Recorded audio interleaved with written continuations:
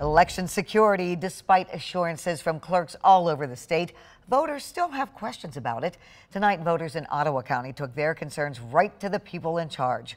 13 On Your Side political reporter Josh Albertus was in Spring Lake.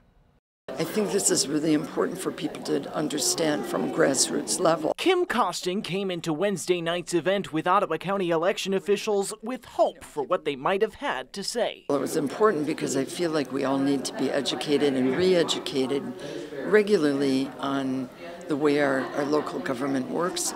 The voting system has come under a great deal of scrutiny, as she pointed out. It was an event where these officials, Ottawa County Clerk Justin Roebuck and the county's election supervisor Katie Bard, went straight to the voters. Costin and others asked questions on the system from those who know it best. The reality is that we live in an environment where we have to be thinking about the safety and security of our process, both for our staff and our team, and for our larger community of election workers and our voters on election day. Questions from the journey of the ballots after counting. The votes themselves, those physical ballots, physical receipts, they stay with your local clerk. To concerns over absentee ballots. How secure is election with mail-in ballots being the great deceiver on our last federal election cycle? I think it's really interesting because it's interesting to call it the great deceiver because it is ultimately, we had what this weird,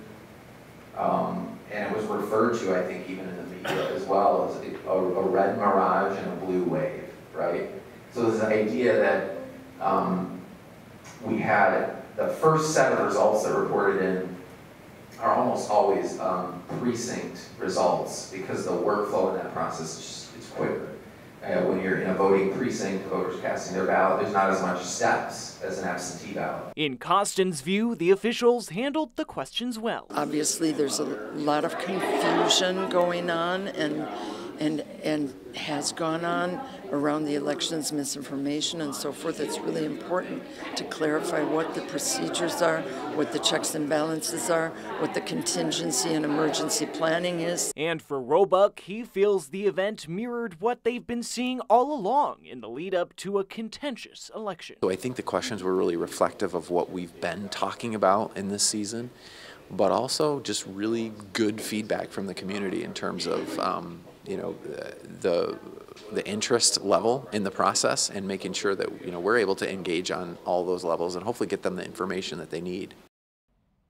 And many more topics there at that meeting that wrapped up just in the last few hours. We'll have much more coming up on our website, 13onyourside.com. Juliet. Thank you, Josh.